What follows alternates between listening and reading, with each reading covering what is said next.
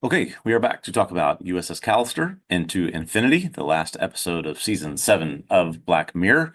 This episode, written by a whole host of writers: Charlie Brooker, Bishop K. Ali, William Bridges, and Becca Bowling, directed by Toby Haynes.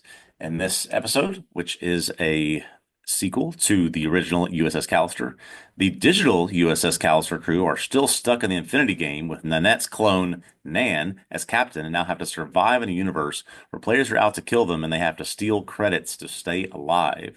They come up with an idea to create their own private universe, similar to what Robert Daly did in his home with USS Callister. To do this, they need Walton's clone, Walt, who respawned in the game, to get them into the heart of Infinity so they can manipulate the source code. They find him living alone on a planet, bring him back to their ship. In the real world, reporters are asking questions about rogue players who are stealing credits in the game and the digital cloning tech that Robert had in his apartment when he died. This leads Walton and Nanette to enter the game, try to get rid of these clones. Walton leads them to the heart of Infinity, where they find a clone of Robert that was created by Walton when they were building the game. Robert offers Nan a chance to merge herself with the real-life Nanette, who was hit by a car and is in a coma, or stay with the crew and move into a private server. When Nan wants a private server, but not to stay with Robert, he gets upset and attacks her. Nan kills Robert, which causes the game to self-destruct, but does merge the crew with Nanette's consciousness. The game of Infinity is destroyed. Walton in the real world is arrested, and Nan gets to live in the real world in Nanette's body with the digital crew experiencing it with her. Yeah. That is a lot. There Yeah. is a lot happening here, but not to say that I didn't enjoy this episode. Definitely did, but just sort of this play on, I think, combining the worlds in this episode is certainly a jump from what we saw in the original USS Callister. We did get just about everyone back. So, for a couple of people that had conflicts. Thoughts generally on this episode, the first sequel that Black Mirror has ever done. Yeah. I mean, I guess so. The overarching question would be, do we need this episode? Is it warranted or something like that? And ultimately, I guess I think so. I mean, if they hadn't made it, I don't know how much of a loss it would be, but it is clear that there's a lot of space for them to play with in terms of making a sequel episode Yeah. here. And so I get it and I see why they did it. Um, Was it necessary? I don't know if I think it was, but it's also the original one was a very popular episode, has a really good cast. They managed to get people back. No, Michaela Cole, you mentioned, right? Although I do believe I read it was just a scheduling conflict Yeah. kind of Yeah. thing. No Aaron Paul, no explanation for that either, but he just had a Yeah. little voice cameo in the first episode. I So mean, the opportunity was there with all the gamers. I mean, come on. they could have. Yeah. So, I don't know if they talked about it and decided not to, or if they reached out to him and he was busy, or, Yeah. they just didn't want to do that, or I don't know if they thought that felt too fan servicey. I don't know. A Yeah. lot of stuff. The very existence of this episode feels a little bit fan servicey, right? Yes. Yes. But that's okay. I do think that a couple of the people who show up as gamers were in a season 6 episode. I recall reading that, and Yeah. I don't care all that much. Again, we talked about season 6 previously, and like, they're showing characters are showing up from an episode I didn't particularly care for. Hooray! Um, but yeah, I mean, the various things to talk about here, and ultimately, I think a lot does hang on that scene ultimately with Robert Daly, which I'm glad Yeah. we got because we didn't know Jesse Plemons was going to be in this. At least I don't think we knew. No, I don't think that we knew. We actually talked about this when we went back over USS Callister. We are certainly left in that episode with the implication that he died or had not Yeah, been pulled out of the game and then would die because he was at home over a holiday break and no one would find him. So that has been confirmed that he did die over the course of, and I think this we see throughout this episode, this is several months later, but we did not know obviously that at some point Walton created with his cloning technology a digital clone of Robert Daly, and that's how we are introduced back to what's I guess supposed to be a younger version of Robert Daly, Jesse Plemons, who was built to just nonstop 24/7 work on the game so they could pump it out faster to their customers. Yeah, and we get him in some flashbacks also prior to that, the real life version and flashback. But yeah, I think they left him off of casting announcements. Yep. Yep. That's my recollection anyway. So that when I was watching this right after it came out, I was like, "Oh, Jesse Plemons is in it. Robert Daly is in it. That's great." Um, I don't know. I brought that up. Should we start there and kind of work backwards and poke around, or how do we want to approach this one? Yeah, I guess it might be worth starting there. Maybe also just a clarification, right? So, anywhere that I sort of read about or saw a review of this episode, so there was this distinction. Maybe this is a better place to start. Sort of, there's Walton and Walt, and Nanette and Nan, right? So we have these real life versions, which would be James Walton and Nanette, and then in the game, their clone version of themselves are Walt and Nan. So I guess as we describe it, we'll use those distinctions. But Is that yeah, is that clearly signposted in the show? Did I just no, like not in the show. It didn't not pick up delineate on that. this? It Okay. didn't delineate it anywhere, but I think in reading about and how they're referenced, I guess thereafter, they referred to by these real world and clone names. I missed that convention. I wrote on this episode. You can go find my article on Yeah, yeah, tvobsessive.com. And I did struggle a bit with this, right? yeah, Because I was like, well, I don't want to call one of them real and the other one not real yeah, because yeah. that's part of what we're playing with here. And the digital clone Nanette wants to insist that she is real, and I think that the story bolsters that. So I ended up doing really clunky things throughout my article, like IRL Walton, and I think that's mostly what I did. I was actually just using the acronym IRL in my article Yeah, yeah, to make the distinction between like the online version and the IRL version. But yeah, okay, we can do Nan and Walt, yeah. I guess. Um, For lack of lack of other options. So, um, yeah, we I remember us talking about in USS Callister the idea of maybe we start here. Did Walt die in that when he restarts the ship for them?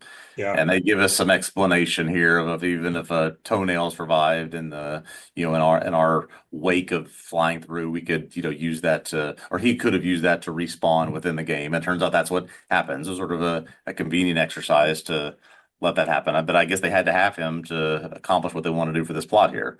Yeah, and I think that works. I mean, it Yeah. was interesting because, yeah, we were speculating about what might happen here if people want to go back to that podcast we recorded. And as I was watching it, I felt like, okay, well, I was basically right about what they were going to do in a lot of ways, but Hmm. that's fine. I'm not Yeah. complaining about it being predictable. And including that question of whether Walt had died. And the crew thought that he did, Yes. basically, Yes. until they discover that his room still exists, his quarters still exist, right? So I had to take an answer. Well, if he that shouldn't be the case, right? Yeah. If Yeah. so that implies that he did get carried over, but then would have spawned on a planet, right? I don't know if we had that bit of information before. But so they Yeah. go find him I, in the wild with his rock and stuff. It was I pretty was a little fun. bit just sort of that popped into my head, and this just may be reading too much into it. There was one point they say, well, if you respawn, you will respawn from the place that you died. Like if you died on a planet or something, you would respawn there. And then this says, for their perspective, if the crew die, they would respawn in their rooms. I don't know what or if there's even supposed to be a consistency between their reality and what the game does, or if that even matters, but just sort of a little thing that I noticed. Yeah, that's true, right? Because when IRL Walton dies in the game and he asks that question, he's told, okay, well, you go back right where you were, back onto the ship. Um, I don't know. Yeah. I don't know. Maybe, Not maybe, important. Not important, maybe it's probably. not Just consistent. Yeah, it doesn't yeah. feel super important. Um, I did think it was entertaining to get him on the planet with his rock. Yeah. With all those castaway references. Yeah, and I mean, part of what I wanted to talk about when I put this in our notes is not not just the naming clunkiness or whatever, but the felt differences, I think, between the personalities of Mhm. the two versions of really both of those characters. And let's start with Walton, right? Yeah. Because we discover in this episode, even more than in the original USS Callister episode. I mean, because it was already sort of there. Yeah. This guy's a prick. Yes. This guy is not a good person, Yeah. He right? is a I prick. mean, Not only that, he's a prick who's never played this game before, doesn't really care much about the game other than how much money is it making him and how many subscribers are they getting. right. And he's the one who he didn't invent the digital DNA cloning device either, but he invested in it. He Right. didn't. So he's an investor guy. He doesn't Yeah. actually make anything. He's not a creative, as you say. Never even played his own game. He doesn't care about that. Yeah. Um, he was involved in making the DNA cloning device that was banned before it ever even went to market. So we get that explanation as to how Bob Daly has it and so on and so forth. Um, but that he further enacts this plan of cloning Robert Daly and trapping him inside of the game in order to make him work on the game 24/7, which is also really a version of, I mean, it really bears some resemblance to what happens to the guy in White Christmas or something like that, right? Like there's a digital clone. The show's basically establishing that these digital copies are persons who would have a Yeah. moral status, right? And we're kind of getting an argument for them having rights and things like this. So the very idea Yeah. of making one, trapping him alone, right? I mean, that is meaningfully to make him suffer. And Yeah. um it's understandable that he wants company, even if we also have to talk about his kind of turn there Yeah, ultimately. so it's interesting to think about, saying who Walton was in the first episode. Yeah, we understood him to be a jerk, to be a terrible boss, but I think the thought then was, well, he's not doing what Robert Daly's doing by, capturing these people and putting them in this universe that he created to do whatever he wants with them. Well, it turns out that he did do that. He was Yeah, yeah, yeah. the original one to do that. So no, he is just as bad, if not worse, than anything Robert Daly ever did with that device. Yeah, he did do that, and he was the one who had the technology that enabled Daly to do it too, right? Um, but I want to think about the contrast, right? Because the digital copy Walt um, feels sort of redeemed, right? So Yeah, something exactly. about the experience that he's gone through has made him realize kind of the error of his ways or the real life version of himself's ways, right? And yeah, I don't know. I just think it's an interesting contrast. And then you get something sort of similar with Nanette, right?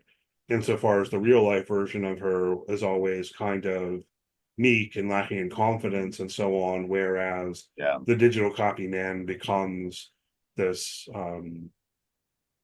real self-confident captain of the ship, right? Exactly. And when Nanette gets up there, she even says that she can't believe that she's the captain. She can't believe that she's assumed a role like that and taken this kind of responsibility and has this gumption and courage and all the things that she sees that character have. So yeah, I mean just interesting duality between those and I almost for Nanette being the person that she would always have maybe has wanted to be, Walton, the character. I don't think that's the type of person he wants to be, but as you said, maybe a more redeemed character than any of the others. Yeah, yeah. And I mean, I guess it does feel like it works though. Yeah, it Um, does. but in a more philosophical register, pushes that question that Black Mirror has kind of asked before in terms of, well, one is the digital copy a person, Hmm. but then also is it the same person, right? And I think that ultimately this does push in the direction of that conclusion that it is meaningfully not the same person, Yes, yes. with that lack of continuity. Whereas at the same time, it does feel like there are two versions of the same person. Yeah, this kind of stuff, it's hard to write about. It's kind of hard to talk about. Yeah, it definitely is hard to talk about. And I remember us in the first episode when we brought this up, this same concept, talking about Severance. We just come off of watching that, and this idea, well, yes, this is sort of two versions of the same person. This is we'll get into the copy and paste and cut and paste conversation in a little bit, but just sort Yeah. of a digital copy of them. To what extent then does that make them an individual? Does that make them have, their own personage? It's a interesting conversation, but it seems like from the creator's perspective, Walton's perspective, and Daly's perspective, they thought that no, these are just ones and zeros that have absolutely nothing to do with anything more than just what I want them to do or who I want them to be. Well, yeah, I mean that's a question Black Mirror's played with consistently too, right?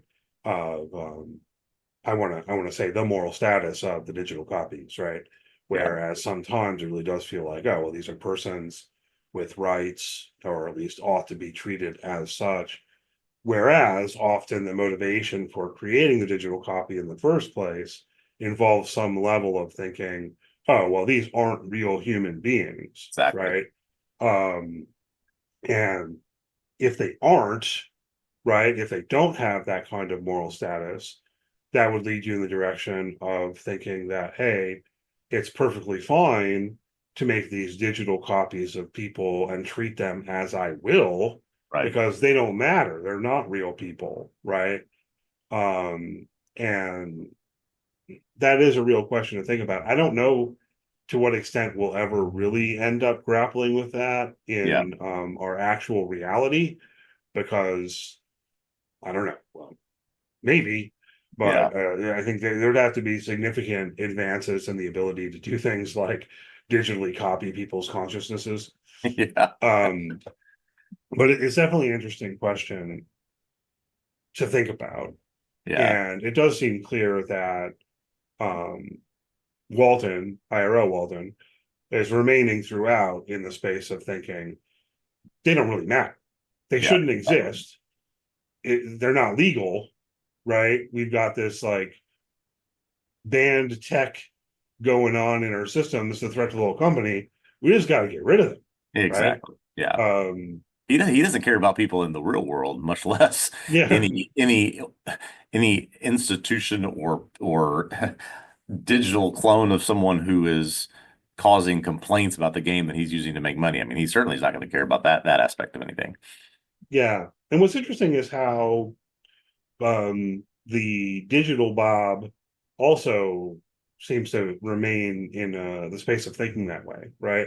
So let's talk about the cut and paste, copy paste thing now, Yeah. Yeah. because I mean, one thing I thought was really interesting, and probably the biggest thing that does kind of justify the existence of the episode, was in seeing a younger Robert Daly, and again having the opportunity to empathize with him a bit, sympathize with him a Mhm. bit, that, hey, this is a smart, creative guy who's socially awkward, you Yeah. know, and you could feel somewhat bad for him at the beginning in the flashbacks and things like this, right? Yeah. Before he does monstrous things like we saw in the first episode, right? So then you get the digital copy of him, who is a copy of his younger, more innocent self, right? At least he has not yet, when he was copied, done things like um, copy people against their will and put them in his game. Hmm. So, but then sort of seeing him turn kind of quickly in the direction of becoming the person that he did become, in real life, Yeah. um, was, yeah, I mean, I think sort of the most significant moment of the episode in my I, mind. I I think so too. To see that you do almost have this empathy for him in this moment of, well, you're a digital clone as well, forced to be here, whether you want to or not, to do nothing but, you know, push a rock up a hill for however long it takes to build this thing out. And in a moment where you are able to have some sort of interaction or engagement or moment of brief freedom and it doesn't go your way, then you instantaneously become the person, just like in the first episode, who covers up Nan's face, won't let her talk, won't let her Mhm. breathe, just snaps into that sort of the sense of, was he always that person? It just needed something to trigger it to come out. Yeah, like he needed to never have power over others, basically, Exactly. is what it comes down to, I think. Because even in that scene prior to that, yeah, I don't know, it's kind of cute or whatever. He's playing little games, like as you mentioned in your summary, because Nanette in the real world, IRL, has fallen into a coma. She's not going to wake up. There's a Yeah. chance of copying virtual Nan into the physical body. Of course, she wants that. He presents it as a choice between doing that or saving the crew, Right. but he's just joshing around, like a premise of a space fleet episode. That's all right. It's a little messed up already, to be honest, Yeah. but you're still, at least I was still kind of in the space of um being able to, I don't know, feel some sympathy for the guy or whatever. And then saying, oh well, actually, hey, we can do both. Okay. Yes. Yes. But then she wants him to do a cut and paste, right? Right. So he says he's going to do a copy paste. And it's probably worth thinking through the stakes of that, Hmm. because on the one hand, what we focus on primarily is that this means that the digital Nan who is there at that moment will stay there and be Correct. trapped with him, and a copy of her will go into the physical body. Daly thinks that's fine, right? Yeah, of But he course. also thinks Yeah. it's fine with regard to the rest of the crew, where if you think about their circumstances in this moment, they're going to die. Yeah. Like if you did a copy paste, right? Okay, well, you would have saved the copied versions, but the ones that we have been familiar with would themselves die in this battle that they're trying to escape, or what have you, right? And suffer to Yeah. whatever degree. Well, one part of the summary, yeah, did not include the idea that Walton, the IRL Walton, makes his way onto the ship, but beforehand sort of unveils where they are and who they are, so that all these people that they cheated out of credits can come try and attack him, and sets them up for death, which is what almost leads to the decision of Robert. The Robert presents to Nan. Mm-hmm. Right. So even the digital clone Robert Daly doesn't really think that the digital clones are persons that matter, Right, right? right. They can In easily be copied Walton's. and pasted like any other line of code can. Yeah. Yeah, yeah. Um, so she kills him, and then that's fun. It's fun. It's always fun when can kind of go hooray when someone gets like an axe in the head. Yeah. But he had it coming. That leads to the destruction of the game because I guess he was intrinsic to it. And then I don't know what I think of this, but there's some humor to how they do it.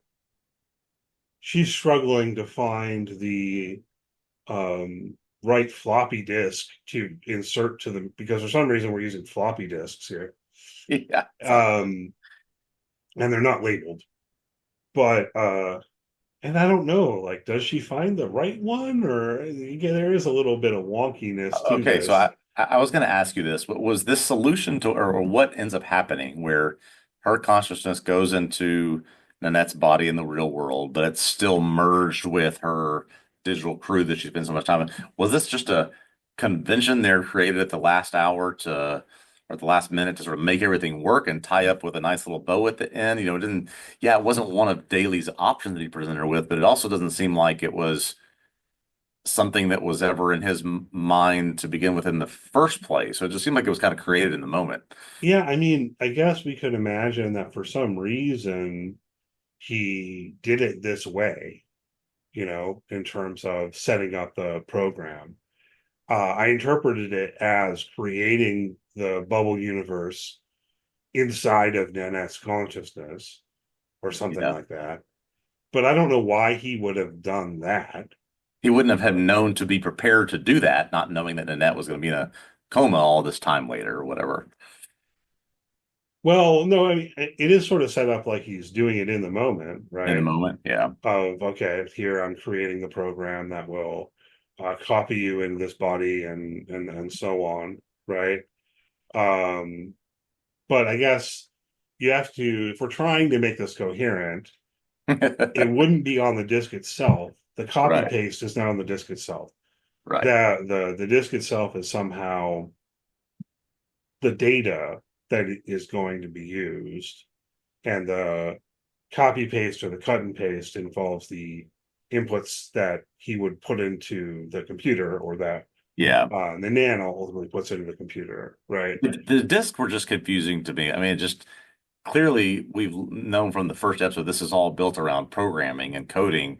It's just like they just needed some kind of representational item to show choices or different selections that could have it just I don't know, didn't quite click because even saying, okay, if this happened in the real world of when this show originally aired, this says, okay, this flashback to 12 years. There was, we weren't using floppy disks at that time. So it's just a manifestation of a choice. Yeah, and I think it's meant to symbolize something. And honestly, I think that the creators of Black Mirror, were they in the room, would say like, guys, stop worrying about this." Yeah. It's like the show. I think the show just wants to like wave its hands at this, just Yes. accept it. So I guess let's do that.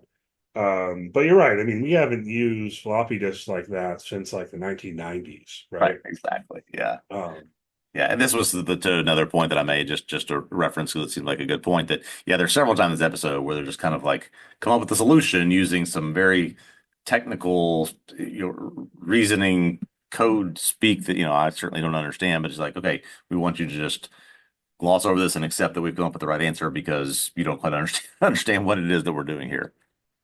mhm. Yeah, and with this, at the end, where the crew ends up in Annette's mind, or however we want to put that, I really do feel like it was just a matter of the writers of the episode thinking, well, that'd be Yeah, funny to do. Let's yeah, do that, exactly, right? exactly. She messes up somehow or whatever when she's inputting the cut and paste. And so you've ended up with this kind of humorous scenario where these other persons are in her mind. And of course, she Yeah, views them as being persons, right? But then they kind of get used to that, and you have these little jokes about how they agree to close their eyes when she has to use the bathroom and stuff like that. But now she's got to keep up her end of the bargain and watch Real Housewives. And it's funny and okay, fine. But yeah, I mean, yeah, I think you're right. It doesn't exactly make yeah, sense, as it yeah. were. Yeah. No, it's okay. I mean, it ends well where there was, yeah, quite the I don't know how I would describe the ending of the first USS Callister, but very precarious situation that they're all put in. Even Walton and Robert, for that matter. I mean, you're just sort of left with this. There was, as we always talk about these ambiguous endings, a very dark, dreary, ambiguous ending to the first one, and this one seems much more. Oh, we're going to tie this story up nicely. Yeah, well, I mean, there was also an element where the end of the first USS Callister was triumphant, right? Mm, Because in terms of the crew, they succeeded. They got out of the bubble universe. They entered the game as a whole, that's you right. know. That's right. Yeah. Um, and if we just left it at that, you could be like, oh, yeah, well, they won. They escaped, right? And just don't think about it too much, right? Kind of like if the first Matrix had been the only Matrix movie, right? Yeah. Yeah. Um, but the way that they carry it forward, I think, does make sense to say, okay, well, now they're in this game, but they sort of have a problem Right. because they don't exist outside of the game, right? You need credits and stuff to persist in the game, but they're not like the other players. They can't, add money to their accounts or anything like that. Right. Exactly. So they get into the process of stealing from people and so on. And I think it makes sense. And actually, the fact that Michaelis Cole didn't return opened up also the possibility for them to quickly tell us, well, yeah, they Yeah. can die for real, and that's what happened to her.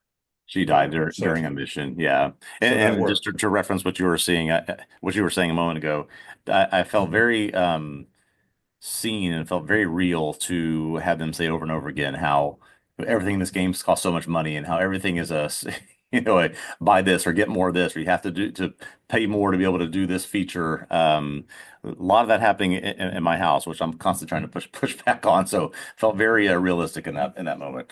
Yeah, it's interesting, man. I haven't. I've totally fallen out on gaming. I used to when I was younger, and so on. And no opposition to playing games, Yeah. video games, and definitely did up through maybe my mid-20s at least or something. But it got me thinking about how part of it is this kind of stuff that started turning me off. Yeah. Where if I encounter something where it's like, hey, I have to pay some money in order to advance in the game, I'm like, I'm not doing that. Exactly. That's The way this is exactly. supposed to work is I buy a Nintendo and a cartridge, and now I own the game I can play, right? Yeah. That model does not exist anymore, my friend. Yeah, right. Exactly. Like I don't even my understanding, just talking to other people, they get the game and it's like they're downloading the game and then the game updates and stuff. And I'm like, Yes. And expansion packs and the DLCs and the extra features and the extra weapons and the everything costs more. You almost can't complete the full game yeah, but without adding on these things. So if you paid yeah. $60 for a game, well, you got to play 60 plus whatever else to be able to get to the end. And you don't even get like a CD-ROM. No, it's all I digital don't know. download now. I mean, I, I don't I you don't can buy yeah, you can buy little discs if you want, but it's mostly just digital download now. yeah, I don't understand the world anymore. Um, they want me to play games on my phone. It's like I want a controller, I don't Right, know, right. all that kind of thing. So yeah, I'm totally out of sync with how this stuff works, but I do want it. To my understanding, it felt like it fit with a lot of Yeah, what's going on in the world in terms of absolutely, um, absolutely. Keep sucking them everyone engaged and more and more playing. money.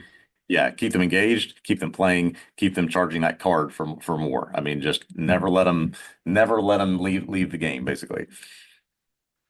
Yeah, into infinity. Oh, but okay. Then Yeah, also the game's destroyed. We didn't really exactly. focus on that, Yeah, which I guess is plausible, right? That what happened caused the game to self-delete, including all of the backups. yeah, Okay, I guess that's plausible. sure. Um, but it does mean that no one is alive who can reprogram the game, I presume, Yeah. unless we think like Kabir, actually has the chops somehow to do it. Doesn't seem like Um, it. doesn't seem like it. Plus, um, Walton is arrested and so on and so forth. So the company is, it Yeah, would seem, basically destroyed as well. So, largely a happy ending as far as these things go, I yep, suppose. yep, yep. So we have got that going for us. Any other thoughts about this episode before we wrap it up? It's about all I wanted to cover. Yeah, pretty glad we got to go through this. Interesting to see how they approached a sequel. Yeah, indeed. And we'll see if there's more Black Mirror. Probably there will be at some point. Um, thanks as always for listening. Hopefully you've enjoyed the podcast. Please do leave a good rating, review, all that kind of stuff. If you're on YouTube, hit the thumbs up, subscribe to our YouTube channel. We greatly appreciate it. You can find articles about every episode of Black Mirror on tvobsessive.com, as well as written work on a number of other TV shows. You can follow the site on social media, search for TV Obsessive. And from here, our plan next week is to start talking about Murderbot on Apple Mm. TV Plus, which I'm looking forward to. It looks quite entertaining, so hopefully there will be meaningful things to talk about and engage with as well. Yes. And we hope that you'll join us next week. And that show comes out on Friday, the 16th. So, get on top of it, Apple will watch probably it. do their normal thing and put it out on Thursday night at, late at night. Probably. I don't know Probably. I don't know what to do. We'll see. Okay, so Murderbot will either come out on Thursday at 9 p.m. Eastern or it will come Right. out on Friday at 3 a.m. 3 a.m. One Yeah. one of those. One of those times. One of those times. But all right, we'll see you next week. All right. Looking forward to it.